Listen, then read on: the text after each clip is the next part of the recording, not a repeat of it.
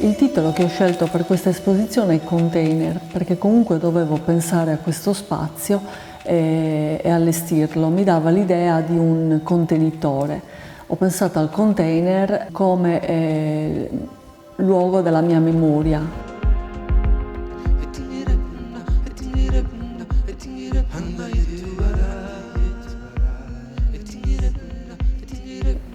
Il contenitore dei miei ricordi è proprio la casa di mia nonna materna, i ricordi principali, quelli che mi hanno condizionato la vita. Diciamo che adesso è diventata mia, quindi continuano anche da adulta.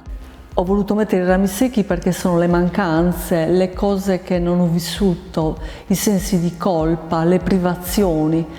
Sono delle mie esperienze, che voglio condividere, ma non perché voglio raccontare i fatti miei, le voglio condividere per elaborarle anche, no?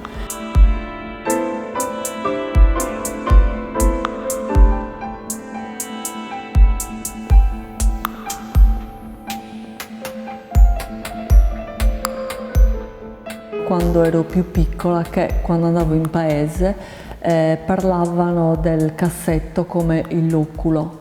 Tra vicini parlavano del sugalasciu, ne parlavano come se fosse una cosa normale. Si dovevano comprare il locculo, tutte le vicine di casa di mia nonna, eccetera, non tutte soddisfatte. Tu dove te l'hai preso? Dove... E poi parlavano anche del vestiario, di cosa, cioè tutte le cose che si dovevano mettere, lo sceglievano e lo mettevano da parte. Diciamo, l'ho associato alla morte, no?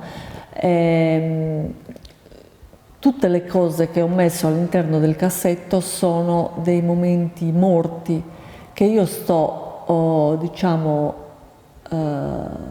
ricordando come si ricorda un defunto all'interno di un cassetto.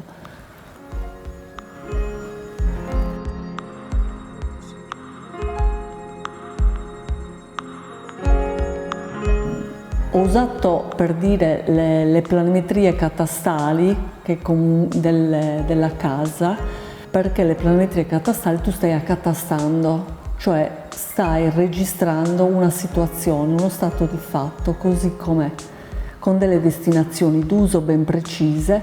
Quindi io ho voluto mettere questi cassetti con dentro il mio vissuto principale, le mie esperienze più significative, le vorrei accatastare per poter andare oltre.